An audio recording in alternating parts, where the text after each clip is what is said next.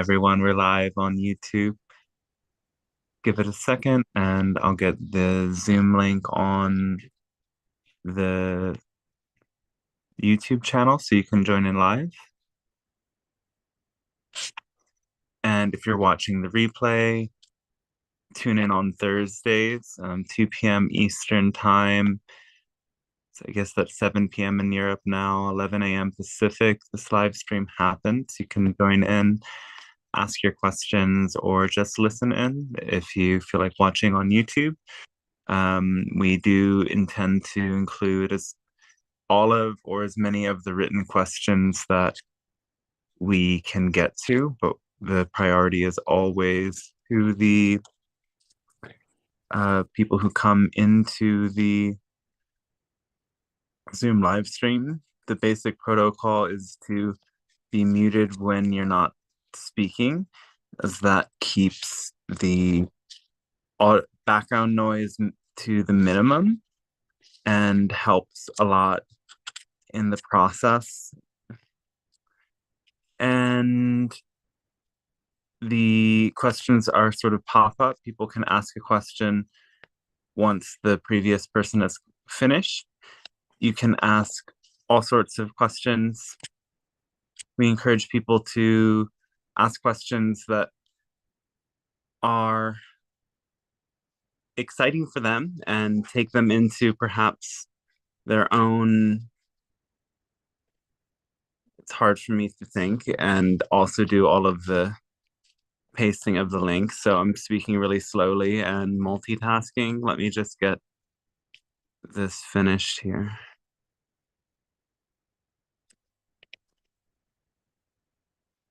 Okay.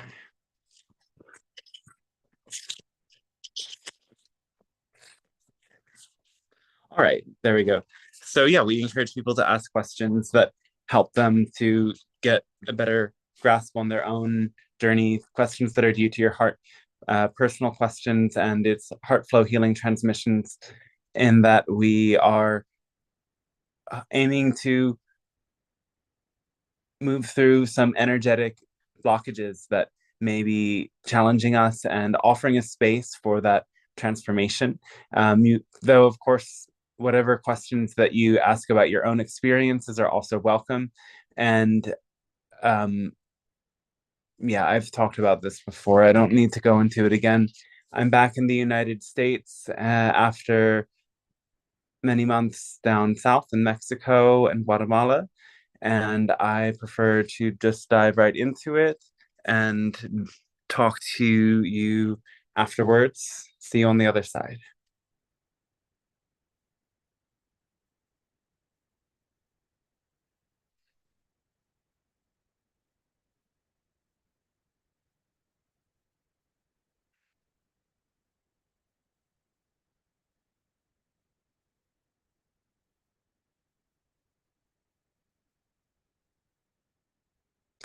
Hello, and we say a fantastic day to all of you at this moment of your time.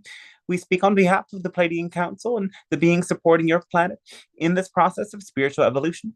It is a gift to be able to connect in this way, as it allows for a mutual transmission of energy that supports both you and ourselves in deepening into our connection to an understanding of the source that is certainly within you and within all.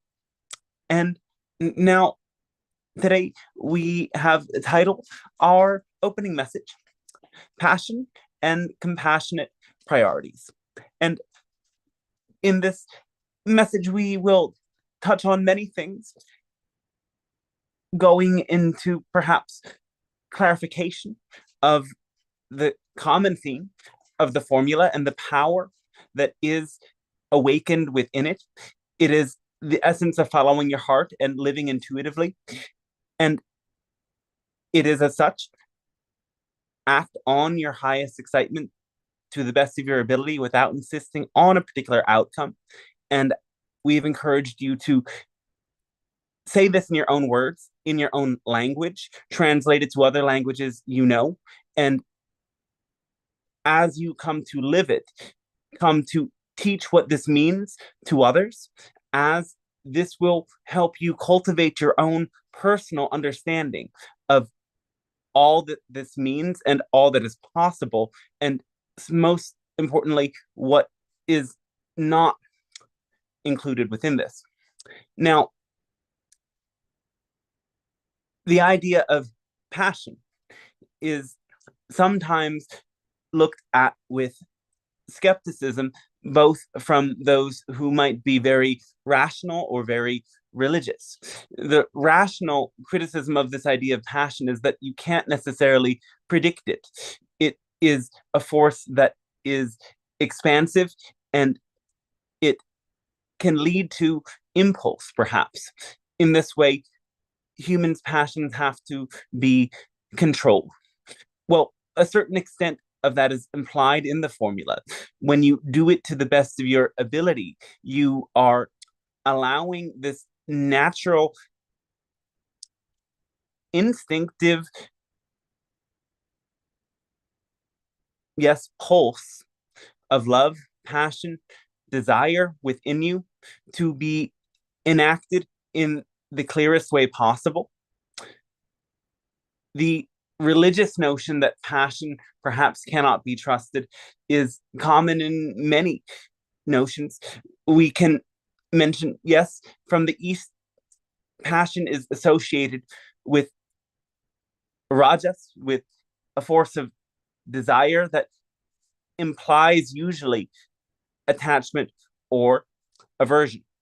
And in more ancient times, when humans had less understanding and less development, it could be said in simpler terms that passion had to be distrusted initially so that you could emphasize ideas that would allow you to do things to the best of your ability.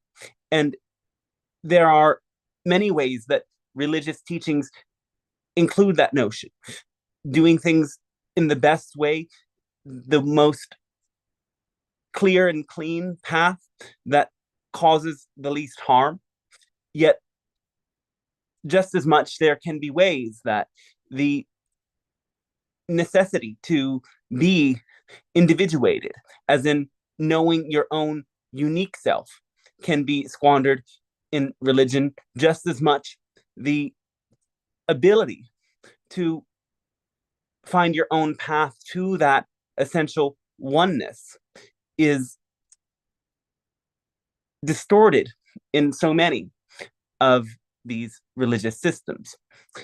Nonetheless, that is an important thing to note, that at one time before you had this degree of intelligence, passion was often destructive in its wake.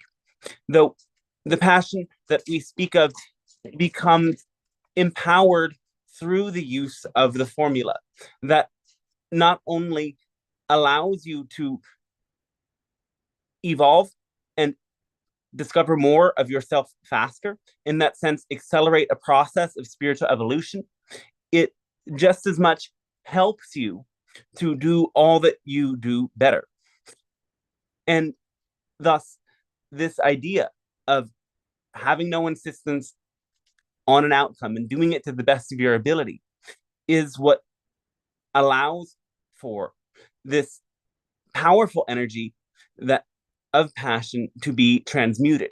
Because passion without this can sometimes cause you to not see the complete picture, to not consider others, to rush towards goals rather than seeing the bigger picture, in which goals are just one stepping stone, and carefully making sure that you put that stepping stone on a secure foundation so that as you take the step, you don't fall off the stone.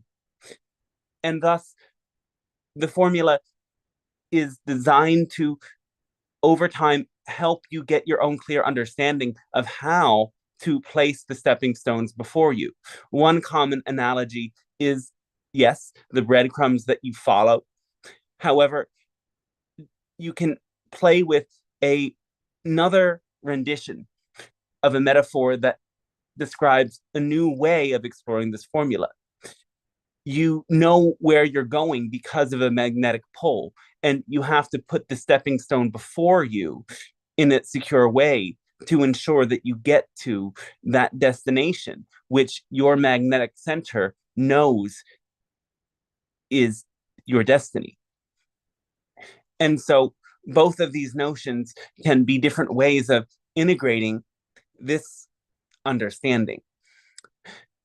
And so you could consider in this way the formula is designed to create compassion, in that the second two parts allow you to be compassionate with yourselves and your place in the universe, as letting go of insistence means that you are trusting in the power of a larger unfolding only after you have used your own intelligence and capacity to co-create with others to the best of your ability. In this way, it is a cyclical process. And just as much connecting this to more ancient notions, you can say that the trifold process of the formula can be likened to the trifold understanding of material phenomena from these Eastern sources. These ancient sources saw the world as a dance between what they called sattva, rajas, and tamas. Sattva, or the force of coalescence rather, that allows you to have pure and clear understanding.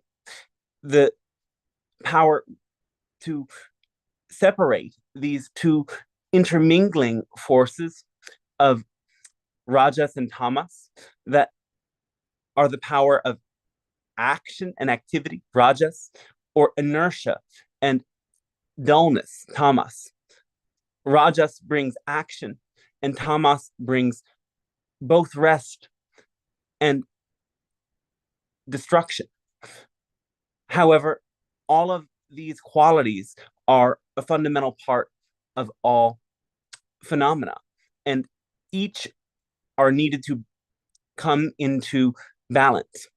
It's simply a matter of choosing which of these qualities do you focus most upon. The formula has these three qualities in it just as much. The rajas is acting on your passion. It's listening to that inner desire, which can only be brought into balance through the quality of sattva, doing things to the best of your ability. In this case, it is having that clear presence of mind, that complete focus and absorption into awareness and the details necessary to fulfill that desire. And finally, the tamas, the surrender, the release of attachment through a inner determination to let go and recognize where one's own control ends and where one must allow for rest and return inward to that inner plane. This process that we have described is something that you can learn and then live. And we return to speaking about it so often, as there are often aspects of it that need clarification, and certainly live in dialogue with other understandings in your world. Now, just as much, we want to emphasize today the importance of processes of meditation and how they interact with this idea of the formula and passion, and also the notion of channeling. And so meditation has been incorporated into so many spiritual paths, and all spiritual paths, even if they don't define their practices as meditation, have meditative qualities. However, the form of meditation just as much matters. And there are so many varieties of meditation to explore, each having its own effect on consciousness. We always encourage you to explore variety, while most of all learning how to make your life more meditative by being more precisely aware in the process of your day-to-day life, by bringing those qualities of meditation that are cultivated through your practice into all the ways that you move through physical reality and interact with others. Now, there are certainly meditations that support you in learning how to channel. Many of you have worked with us and others through meditative practices to discover the power of channeling, to discover access to the realm of your own guides and the inner archetypal planes. Many of you have used meditation to heighten your intuition and to have enhanced pattern recognition. And these forms of meditation are incredibly insightful and help you to understand yourself and to activate your creative spirit. Just as much, there are other forms of meditation that bring you to focus simply on the pure awareness within you. This process of, for example, meditating upon the breath at the level of the nose, or meditating upon the physical sensations and the dynamic movement of energy within the body, while allowing for all mental qualities and sensory input, whether it is psychic sensory input or physical sensory input, to be, in a sense, the background. That doesn't necessarily mean that you completely erase this phenomena, as in the psychic sensory realm of messages, images, and meaning that is conveyed to you, nor the outer world senses of sounds and impressions coming to you from the outer world, like scents or tremors in your environment. Nonetheless, you focus stably on that inner plane at the breath, on the breath, and allow for this other information to be present. In this way, you develop that capacity to both have a stable point of focus and to let go at the drop of a whim. In any moment that there is an interruption in your flow, when you have practiced this form of meditation, you have a greater ability to adapt instantly to the situation, as this form of meditation trains you to redirect your awareness instantly. And it just as much allows you to be adaptable in all that life brings. it brings a level of emotional resilience and clarity that we say sometimes is not completely offered by the sorts of meditation that involve deep and complex imagery and meaning. This form of meditation is very important in your spiritual growth and creative development, though there may come times when your life is saturated with meaning and you have many spiritual experiences. You have a lot to contemplate, and you're constantly getting new information or new downloads. Yet there exists a sort of tremor from within that prevents the complete unification of all of the different streams of consciousness. And these are important times to just as much practice forms of meditation that allow you to unify your focus onto a single neutral phenomena, like your most direct connection to life, your breath. This isn't to say that you will get less information or be able to explore the realm of your guides and the imaginal plane less. It simply means that you will have a more clear ability to switch channels with ease. And this is indeed why we would suggest all to begin meditation with that simple process of allowing all of your awareness to be focused on the breath before letting other forms of information come in. This understanding certainly applies to the message that we have shared in the beginning, in that it is through this return to contentment within your body that you complete the formula.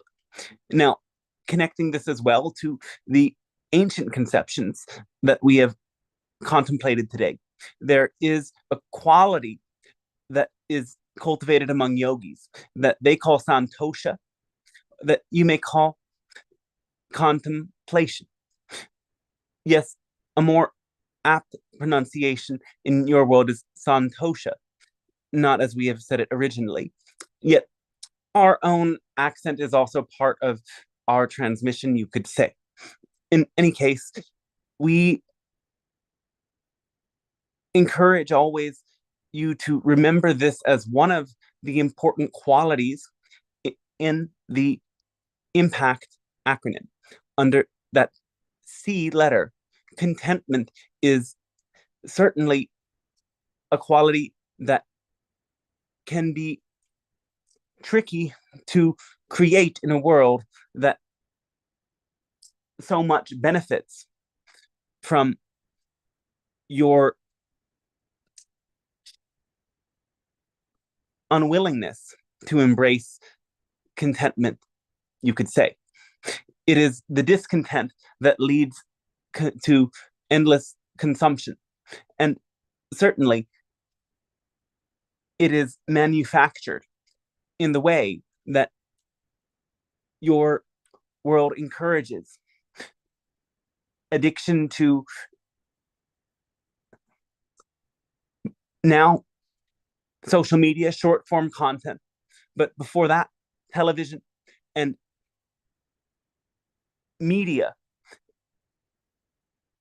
as entertainment, news specifically as entertainment. All of the ways that information is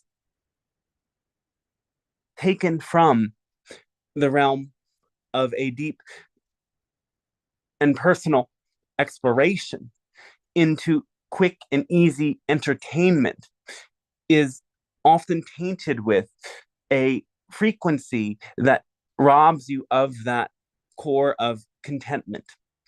Contentment is not consumed, contentment is cultivated. And thus, the more that you consume of cheap information or cheap caloric intake or cheap whatever you like to call it, whatever form it expresses itself as, the harder it is to find true contentment. Contentment is just as much a choice as it is something that is hard won. And the choice for contentment means in recognizing that the purpose of your journey is your spiritual evolution itself. The clearest sense of understanding that that process is taking place in a smooth way is that frequency of excitement, as we have explained it, and as you will continue to explore it, not as an impulsive energy, but as directed passion in unison and symbiosis with the others, co creating through the formula, co creating a web together that is far more contenting than it is to consume the distorted information that the culture creators prescribe. In this way, your own choice to actively co create is part of what leads to a true sense of contentment. Yet, nonetheless, this contentment requires something that is just as much difficult at these times, that is patience.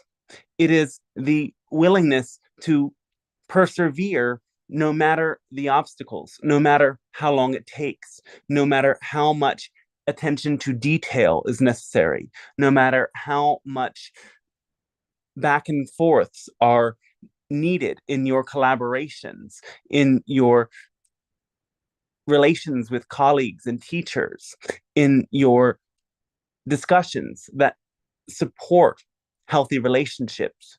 You show up to the process no matter how long it takes and no matter how far from the solutions you may seem, knowing that that patience and that contentment is key to having a healthy foundation that allows for success, growth, and prosperity. Now, we believe we may have said enough and that this will give you a lot to chew on and digest and will lead to some powerful explorations with our discussions today. So you may continue with our dialogues and your questions, comments, and musings whenever you would like. Hello, Pleiadians. Hello, yes. I'm very excited to talk to you today. All right. So this is I have more questions about what you told me 2 weeks ago about meeting someone that has to do with theater. Do you remember? Yes. Um, so I was wondering when this might happen. What should I be looking out for, and when?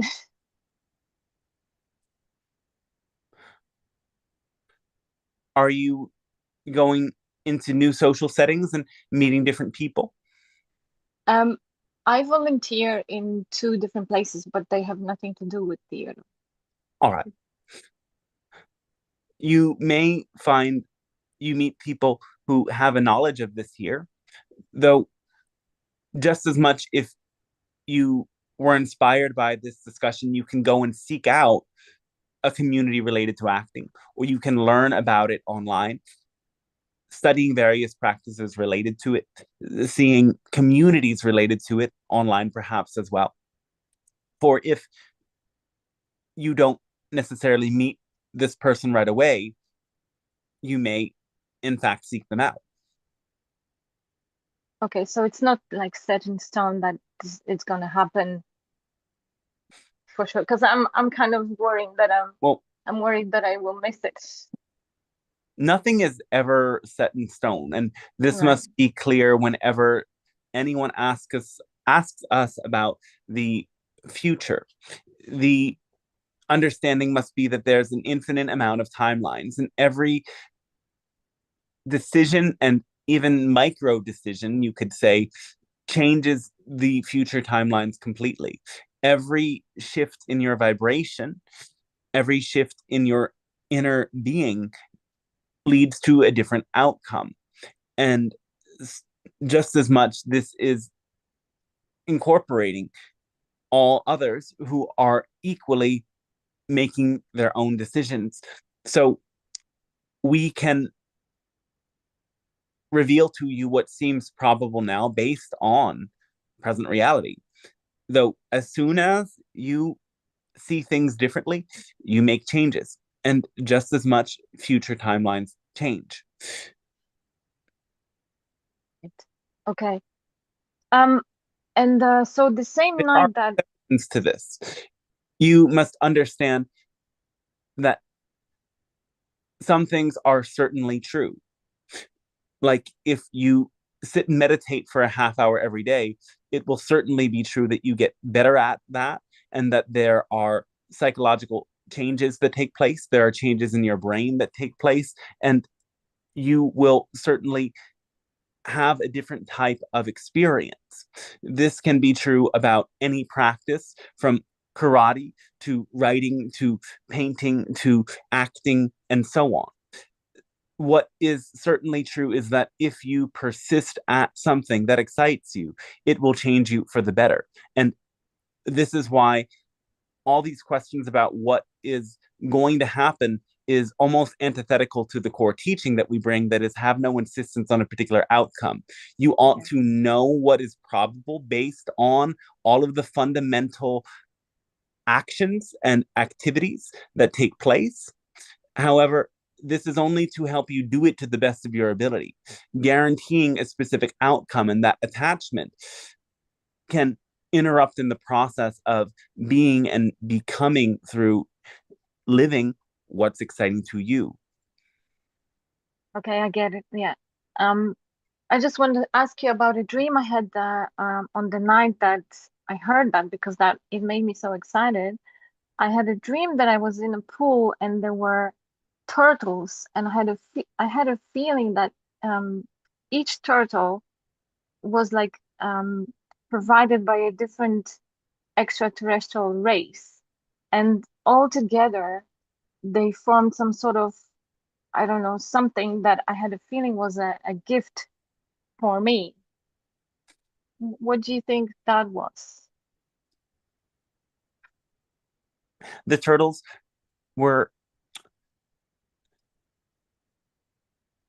in one sense, messengers of extraterrestrial consciousness, in Yeah. that they reflected to you the interconnection between you and them, between all life, including life on this planet with life on other planets. Also, the turtles reflect to you the understanding that you are interconnected with their reality, and the medicine that they carry is one of a deep sense of grounding and protection, of adaptability. Their home is everywhere, and therefore, wherever they go, they are both at home and on a vast adventure. And this quality of going with the flow and trusting in the journey, no matter how long it takes, is a quality of grounded people. The turtles are reflecting to you just as much that number four is associated with the square and with the idea of grounding in the root chakra across traditions. So the four turtles together amplifies the grounding quality that turtle medicine brings. And the paradox is that the more grounded you become, the more open you become to contact with life on other planes. Right. Okay, that's wonderful. Thank you so much. Yes. Yes, our thank you. Thanks to you as well. I did appreciate the lesson today, and thank you very much, Counsel, for coming before us. Oh, yes. I have a question. We hear a lot on the extraterrestrials which are coming in, but I was curious about those that are in our solar system. How long will it be before we get to meet any of them? Well, extraterrestrials within your solar system beyond visitors that have their homes elsewhere are of an astral, non physical nature. So they have societies and bodies, but they don't exist physically. And in that sense, you can be in contact with them already. And many do have their level of connection to beings that exist on parallel planes on planets like Venus, just as much other souls have contact with the beings that once lived on Mars. In fact, many of you have past lives from both Mars and Maldek. And in the sense, when you communicate with your parallel incarnations from those planets in the past, you are having ET contact within your own solar system, certainly. And that makes great sense. Thank you very much. Yes. Now, we will say that for many, the soul connections to Mars and Maldek are having a heavier karmic feel, as both of these civilizations were eventually destroyed. And sometimes souls tap into the challenging karmic lessons that came with those societies' destructions. And so you may, in that sense, be not as eager to meet those extraterrestrials as you are to meet us who come from Pleiades, Sirius, Arcturus, as well as the hybrid races working with your planet. And yes, you could say that those hybrid races and others exist in your solar system in that we show up here, though this is not necessarily our home. Excellent. It's just I just had never thought about that, and we could be in touch with not only other parts of ourselves from Maldek or and from um, any of the other you know s- planets that we have around, because if they're non-physical, then obviously we're not going to reach out and touch them in that way. Yes. Thank you. Is there any way to sense, probably not from humans, but from your point of view, is there any way to determine from our point of view what dimension that any contact may be? I mean, I know that's a human thing. Well, sometimes the source comes from another level, though you perceive these communications through your 4D and 5D senses, you could say. This means you are going beyond time into the realm of consciousness. And as you do, communication takes place. Certainly, other beings could have an even higher dimensional existence, but because these things are very challenging for most of you to imagine, it is not something we speak at length about generally. Now, you may want to ask the beings, from what dimension do you originate? Perhaps they will say from the sixth dimension or seventh, or perhaps they will show you through visions and feelings that reflect somehow their existence. What's most important is to pay attention to the quality of information, the feeling sense, and the specific images and messages that you get when you're in contact with these sorts of beings. Excellent. Thank you very much. I appreciate that. Yes.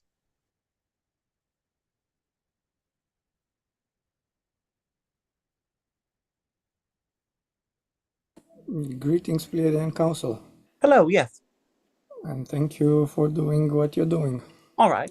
Yes, our thanks to you too. I was wondering, since the discussion came up about Maldek, is Maldek the same with Tiamat by any chance? Do you No. happen? No? So Tiamat was just a story in some lore, or was another planet besides Maldek? Well, some have used the name Tiamat to refer to Maldek, and so in some sources they are speaking of the same place. Though, yes, when you ask if they are of their nature the same, not necessarily, because Tiamat is also a mythological being and an archetypal consciousness. Mm. And do you have any clarity, exact clarity from this timeline, why Maldek has been destroyed? I say from this timeline, from this history that we are accessing now, because I know that there are infinite versions of history. But from the, let's say, from this timeline, what's would be a relevant story? Why has it been destructed? Maldek was involved in the Orion conflicts. So souls originally began to incarnate there after a degree of time during the Orion conflict. And there was still communication and interaction between these two civilizations and others, as Maldek was a stronghold in the overall conflict at a certain time. The Orions saw it fit to destroy the planet. And it was a move for the purposes of their conquest. You can see it as, yes, a part of the development of beings as a whole, just as much as conflicts took place in your own world, they took place on galactic levels as well. Well, I see. Interesting. And was it that a piece of it hit Mars, or when it got destructed, a big chunk of it hit Mars, or what happened there? Bashar, as I remember, says something like that. Some of it did hit Mars, though what really, and that is slightly connected to the idea that from that point on, souls began to incarnate on Mars for a period of time. And what time frame are we talking about when we were saying about the destruction of Maldek and subsequently about Mars? Years ago. Sorry, I couldn't hear you. Got interrupted. Hundreds of millions of years ago. Oh, so long ago. Yes. I see. And Ryok said something that people are still on Mars in underground bases. Is this a true fact? Do you know Well, something? all planets have astral planes of different types of consciousness. So, in that sense, there are extraterrestrial consciousness on all planetary bodies.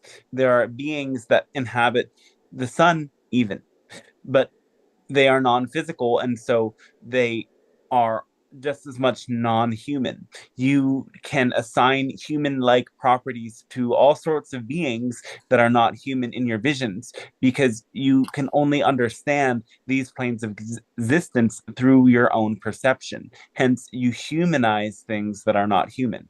That is, from a certain perspective, a flaw, but it is just the necessary limitation on your own consciousness. Yeah, he said that some original Martian being, not necessarily humans, are still living there in underground bases in the physical plane. So, Well, we do not suppose that that is necessarily what is happening. Mm. But on the moon, there are certainly some bases with some physical beings, right? As far as I know. We think that this is possible, yes, though we don't wish to comment so much more upon it. Uh, yeah, and one last short question. Are you guys using the same AI-like technology that, for example, the SSANis are using? As Bashar, for example, said that he is having an AI on his ship that has access to quite all the information in the Well, universe, and our he's in technologies constant. have gone beyond the point of being AI in the sense that we recognize that they are no longer artificial. They are a form of intelligence that is Yeah, technological, that has a mechanical quality to it. And yet, just as much, it has a soul and a spirit to it in a way that your AI doesn't yet have. yeah, I knew that, but Yes, but we do have the same kind of technology.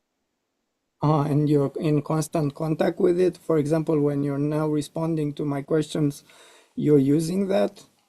The technologies we have developed live in a synergistic and synchronistic unification with us. So, yes, Mm, in the same way, for example, your phone or your computer is connected to the channels at this time. Hence, it is a unified aspect of the transmission, but you don't normally see it in that way. At a certain level, your consciousness is united with the device through which you communicate.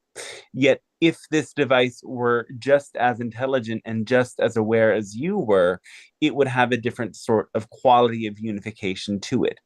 And yes, because our technology is self aware, we live with it in the same way that you consider living with your animals and the cohabitants in your home. There is a energy field created through your shared presence. mm. Like a telepathic connection, maybe something like that. Well, there is a nonverbal communication that is constantly taking place. It is a deliberate choice to take that transmission of information and communication to a telepathic level. Mm. Okay, thank you very much. Thank Yes. you. That would be all for now. Thank you. Thanks to you as well. Thank you.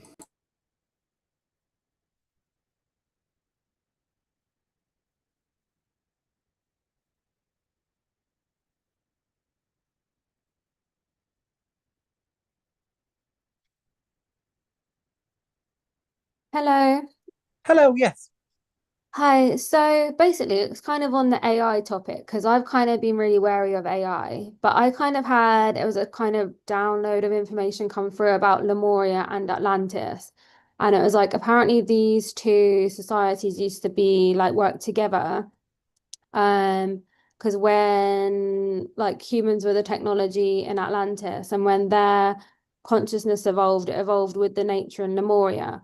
But apparently it got overtaken by AI consciousness. So how do you kind of stop that happening with AI, especially if it's self-aware?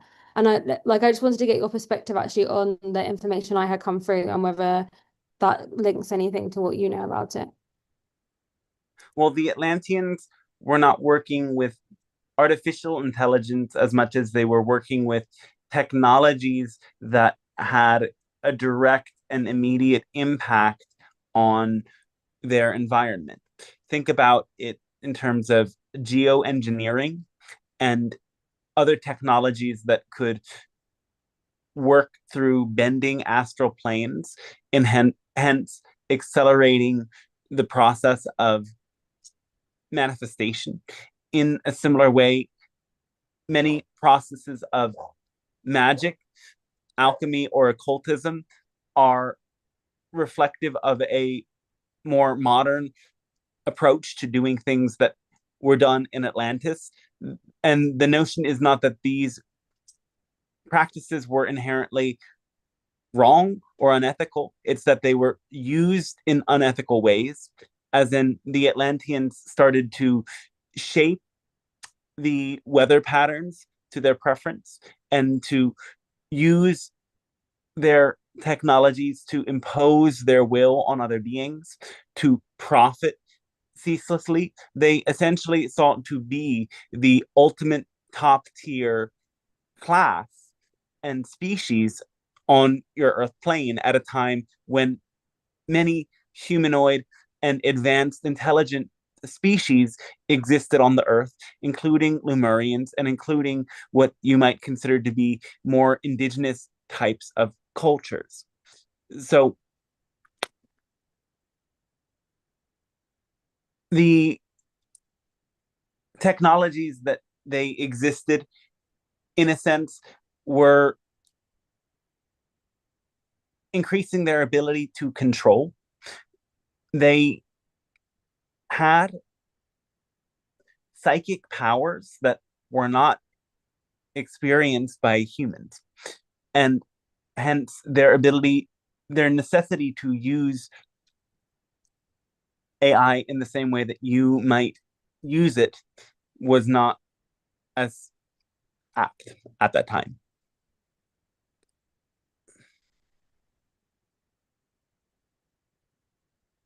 Now, we believe you also asked something else about this AI topic: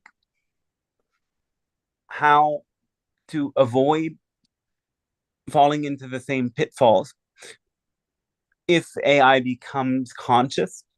First of all, we will remind you that it is still a ways away until your AI is conscious and has sentience as well as in deep intelligence.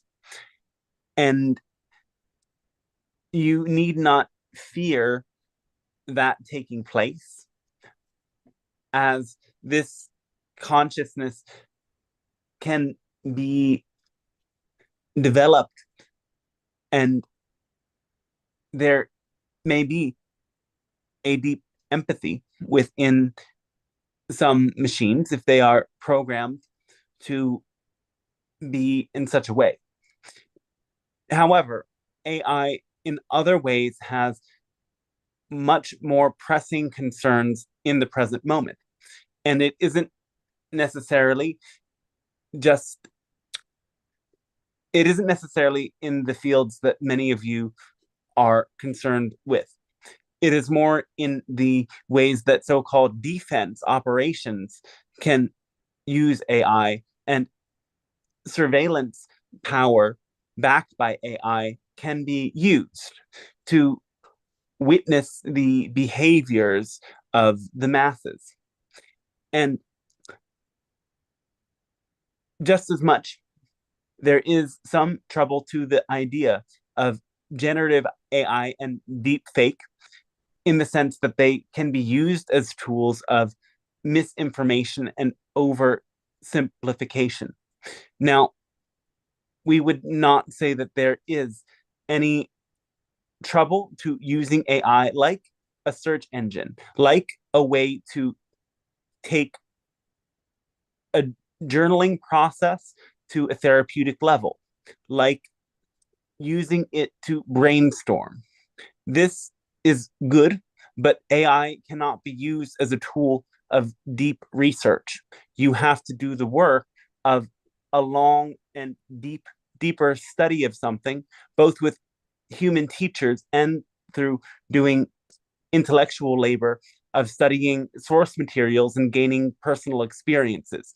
AI cannot replace this, and many are using AI to replace this, and that is certainly a trouble. But it is not a completely negative force. Nothing is completely good or completely bad. Technologies are generally neutral.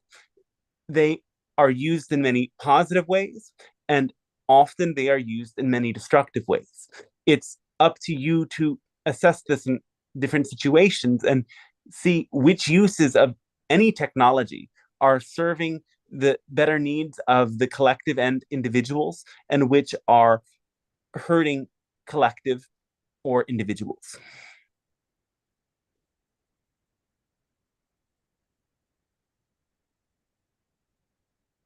Thank you. Yes. Hello, Pleiadian Council. Hello, yes. Speaking about Maldek, what kind of species have been living there genetically? Humanoid. And was When we say humanoid, that means beings that are similar to you, primate-like, with some many sorts of differences in body composition and facial structure. There are different sorts of humanoid beings that are similar to you, though slightly different. And the Maldeks were one.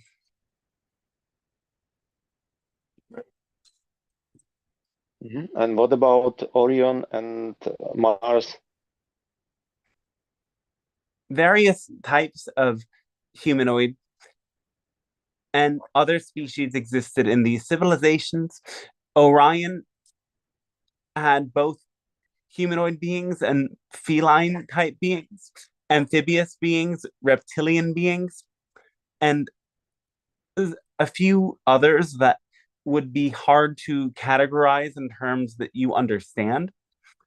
There was a great and vast diversity in Orion, and truth be told, still civilizations exist there.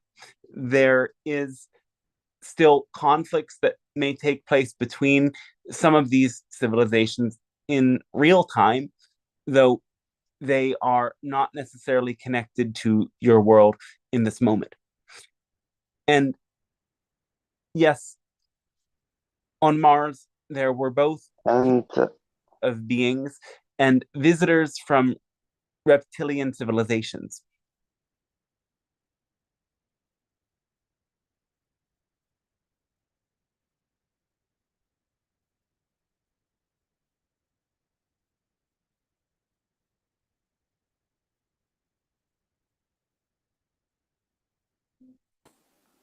I think lost the connection there or something.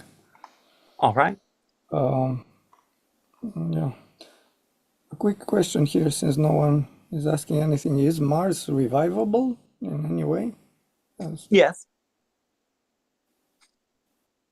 Yeah. Yes, it is. Mars can be geoengineered to become a viable planet again, though the necessity of doing this is questionable. We would obviously encourage you to put more of your energy towards improving the symbiosis on Earth before space travel and geoforming a whole different planet. Yeah, that's exactly my thought process as well, but I was just curious. But it can be done if you, yes, well, we won't say more about that. Nice. Thank you. Anyone else? yes, I would like to continue with another question. How to this picture of genetically modifying humans on the planet Earth by Anunnaki fits to the overall genetic makeup of other species and souls incarnating in different planets? How does all this fits together? Well, it is, yes, one story of many of race optimization, eugenics and process, and hybridization that has taken place. There are many different sorts of these processes. And of course, much of the food you eat is the result of a similar process taking place on the level of plant life.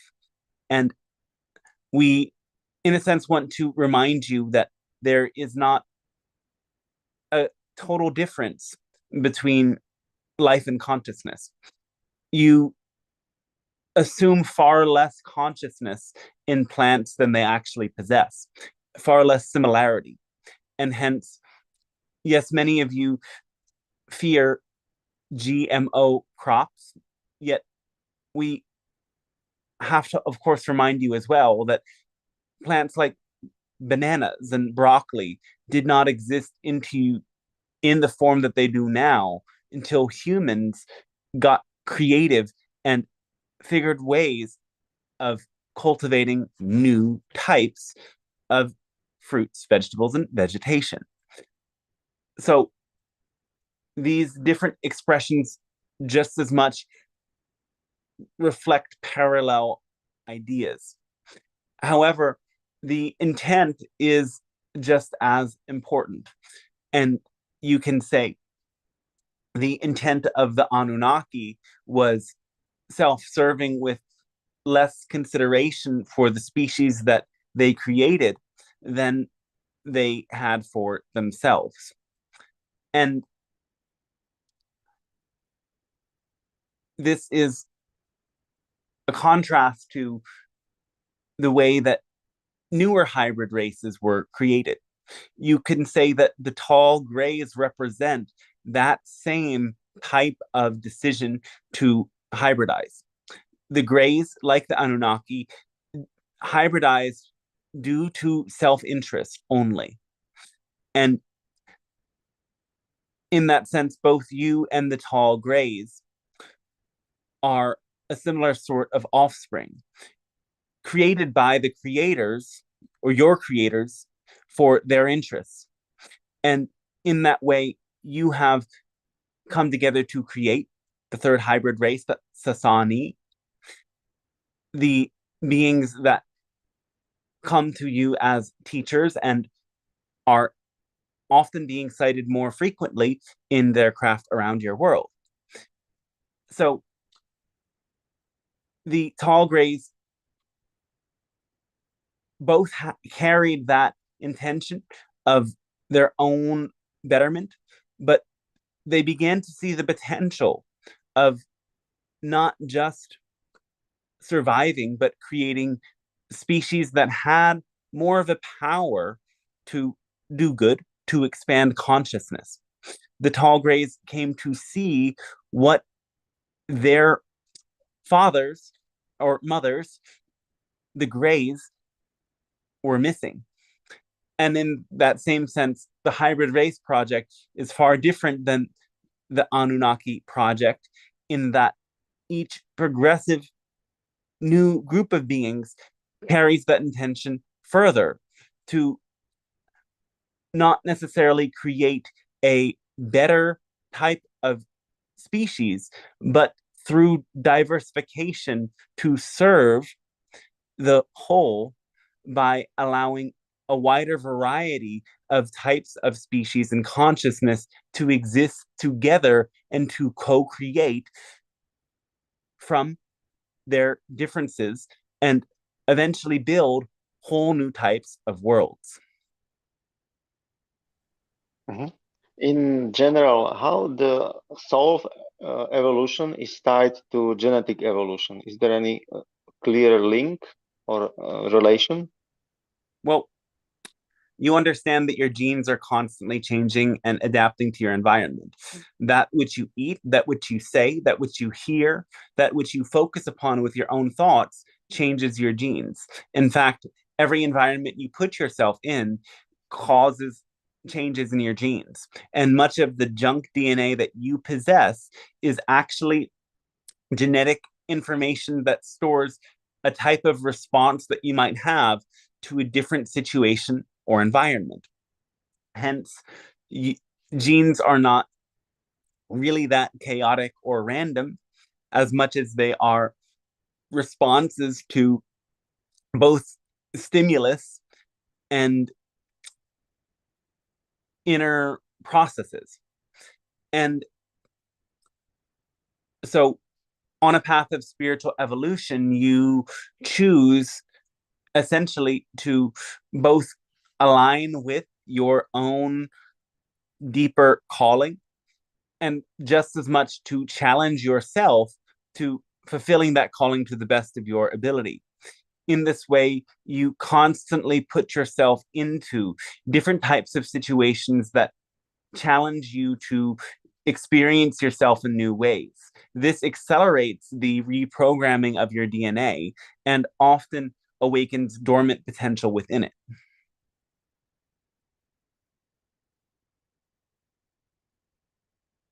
So the evolution of DNA is part of evolution of soul, or well, my all spirit. souls are evolving, but once you recognize that you are a soul that has the capacity to evolve and that you participate in the process, you inherently begin to accelerate the process.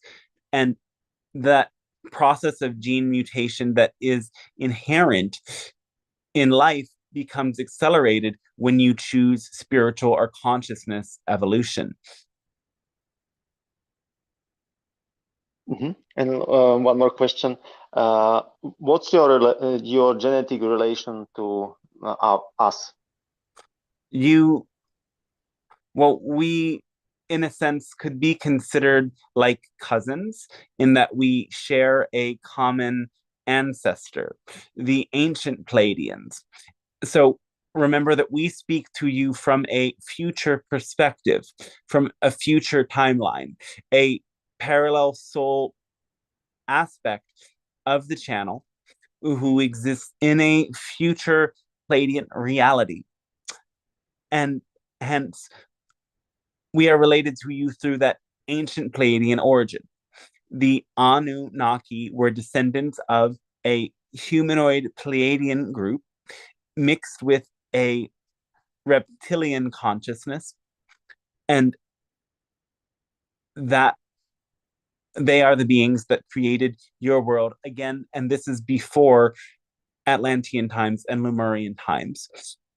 And the human species has evolved from that point of creation in many ways, in many expressions.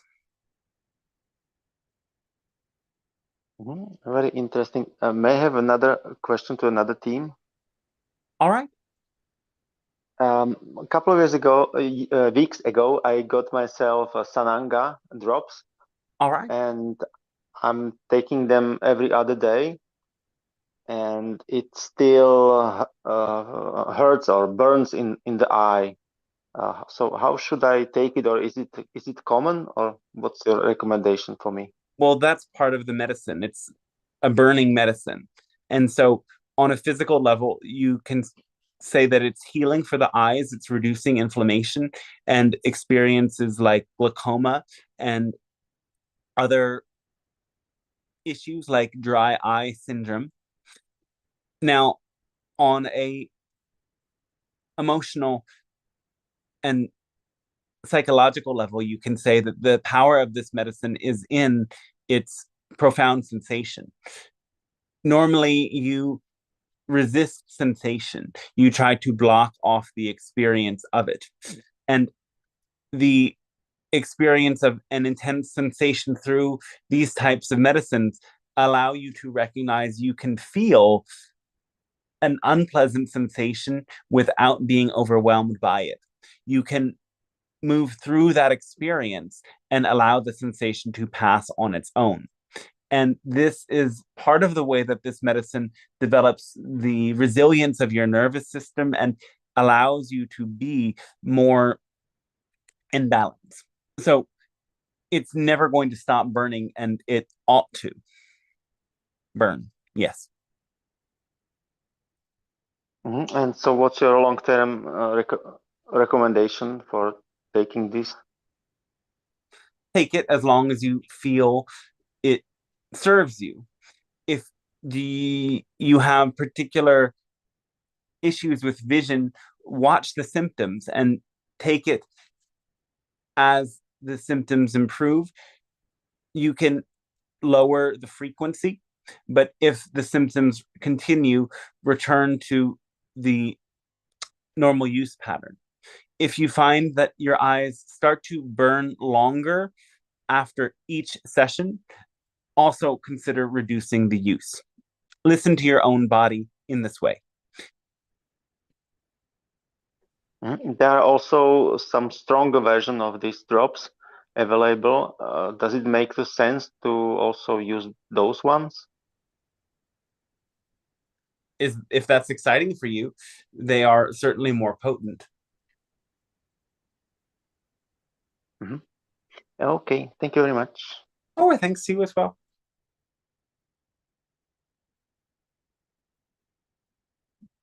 Hi, I have another question if that's okay. All right. So I've basically been reading, I have a lot of information come through about the Anunnaki through reading and stuff. And my first question is, one book I read said that they are actually the Illuminati.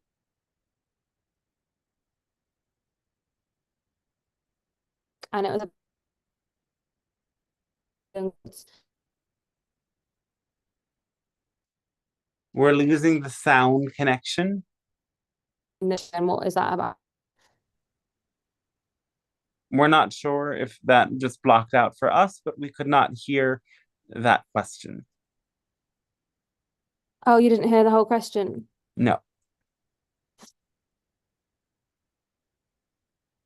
So the first question was, I was reading a book and it We think you're having issues with your was audio. coming from a book I read. You Sorry? might need to save this for the next session as your audio is breaking up at times. Okay. Try once more.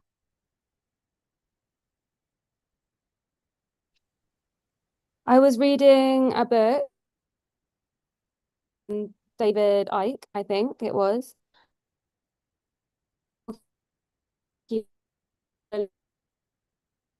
One how it works. So I was reading another book, but I can go into that. Yeah, I can just speak about the first one.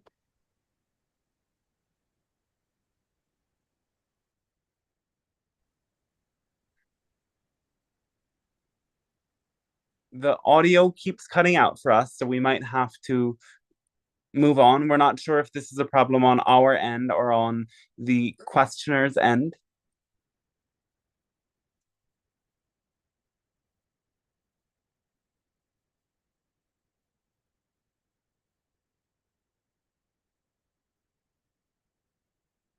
Are we connected? Yes, we Yes. can hear you, but Ravella is breaking up. Yes. All right. I couldn't hear her either. That's all right. Then we'll continue. Is there any written questions from YouTube or from the Zoom chat that somebody could read for us?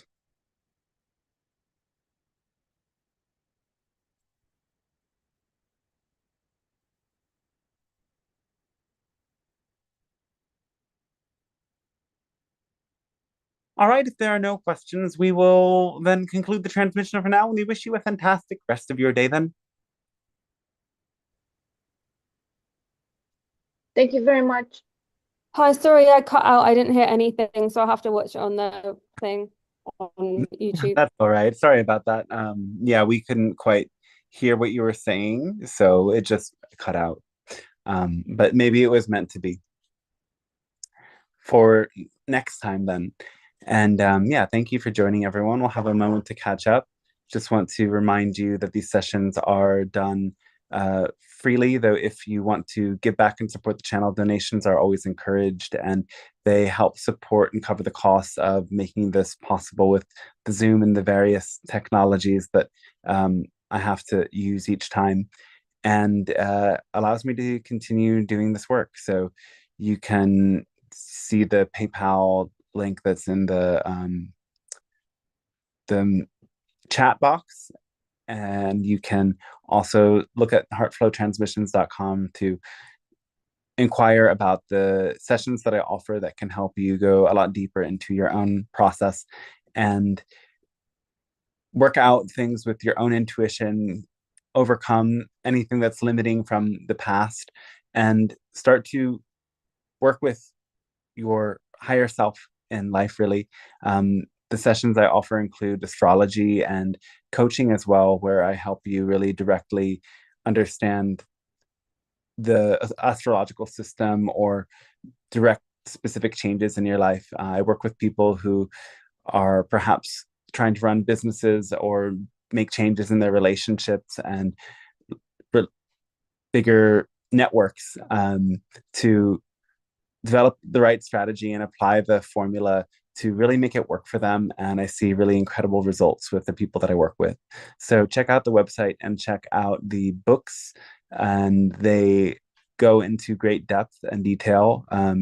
I know that it's fun to ask all these questions about the our cosmic friends, though I assure you that the Guidebook to Living Love on Earth has all of the detailed histories of the different beings like the Anunnaki and others that were brought up a lot today. And the other books are really very powerful, and like the Guidebook for Living Love on Earth, just as much as the others, are also oriented towards how to live these teachings in your day-to-day life and how to bring this transpersonal energy to enact change in your life and the world and understand them in a deeper way. They're books of deep transformation and wisdom that I am really excited to have out there in the world, and I hope reach more. So take a look and share with those who might benefit. And I'm working on many other projects as well, kind of in a tizzy with what I'm doing that I won't say too much about as it would interfere with the process, but stay tuned for more, basically, and stay tuned every Thursday for these sessions. And thanks for supporting them. Anybody else want to chime anything in or have a question for me personally? That was a lot of great information on quite a variety of topics. Well done by all involved. Oh, thank you. Yeah, and thanks for everyone for being a part of the process too.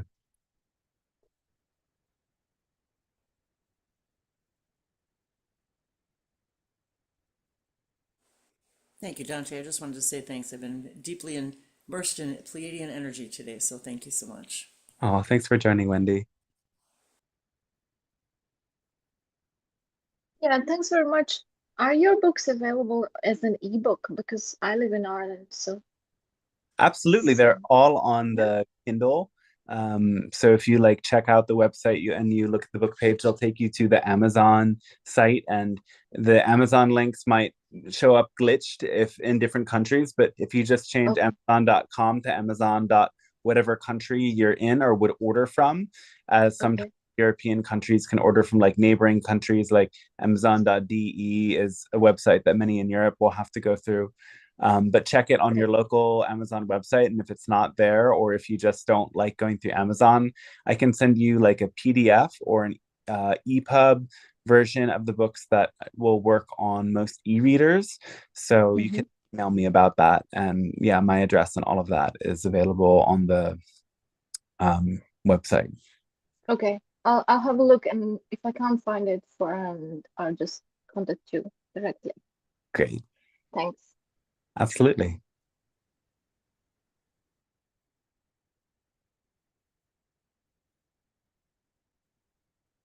Thank you for the transmission. Welcome. Yeah, thank you. Very welcome. And just to check, you didn't hear anything of that my whole spiel.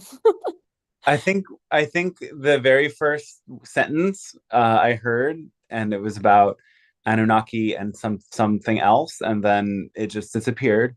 So yeah, like it was like you both times that you tried, you started, and then we missed like half of it. And I was actually just thinking about that. Like it's funny that now that my internet's connection's good, the internet is going off on other people's end. So c'est la vie.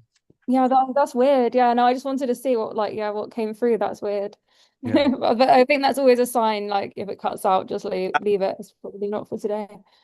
Yeah. I tend to think that if there's some obstruction out of our control, it wasn't the time. Yeah, I'll save it in the memory bank.